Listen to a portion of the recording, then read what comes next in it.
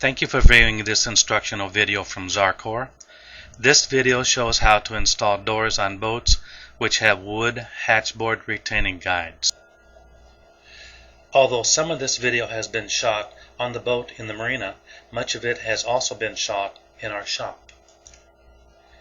The sticker on the box requested that before you go to the boat, you unpack the box, inspect all items enclosed, and view this video.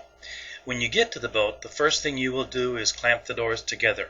We've provided the white block. You'll provide the two C-clamps. Be sure to insert the provided red adhesive line spacers before clamping the doors. Now that the doors are a single clamped unit, do your initial fitting.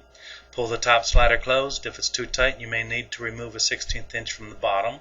Check to be sure the doors fit side to side and check the threshold. You may wish to raise the door a 1/16 of an inch. If so, place a couple of red spacers between the door and the threshold. Remember, as you are fitting the doors into the hatchboard slot, the doors seldom go in as far as the boards did. The doors normally rotate behind the guide 3/8 to 5/8 inches. Now it's time to determine where to place and fasten the hinges onto the wood guides. Our rule of thumb is that the hinges should be located 20% up from the bottom and 20% down from the top. If your guides are 30 inches tall, you will position the hinges 6 inches from the bottom and top.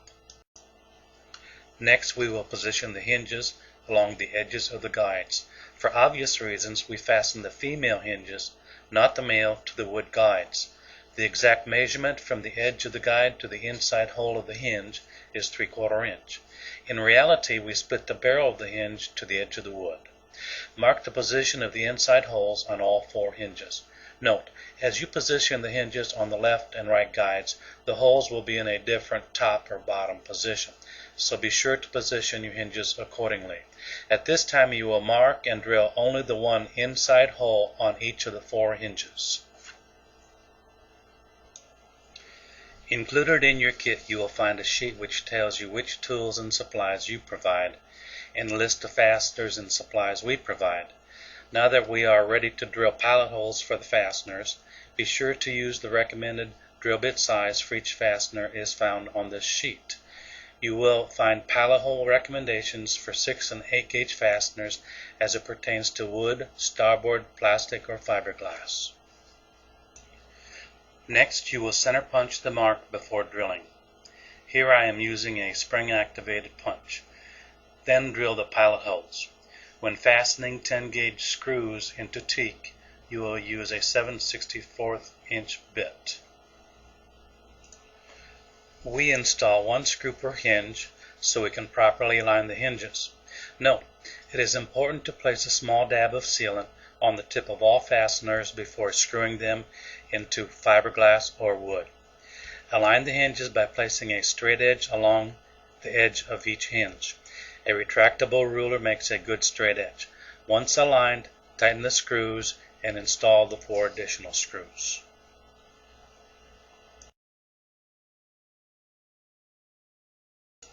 Finally, our last step is to attach the male side of the hinges to the doors. Reposition the doors if you've taken them out. Make sure they are clamped together with red spacers in the required locations and that they are properly aligned. The spacers which go under the male hinges are the same thickness as the edge of the hatchboard guides. We mark starboard plastic with a red Sharpie fine point pen. It is easily removed with acetone or lacquer thinner, and it does not affect the plastic.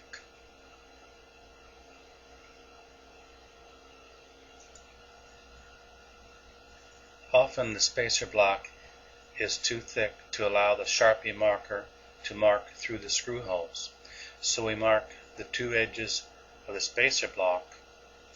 Then we can position the hinge on the lines. Now the holes can be properly marked.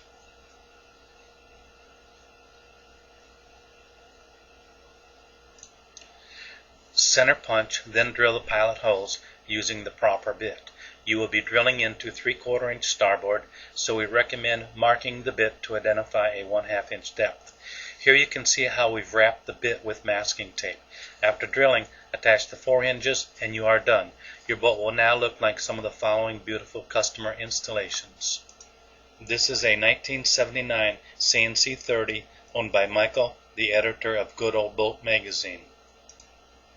Here is a brand new Island Packet 445. A 1987 Gulf Star 45. And a picture of a brand new Island Packet 465 taken at the Annapolis Sailboat Show. I am John Halter, president of Zarcor. I want to thank you for being our customer or a possible future customer. Have a great day.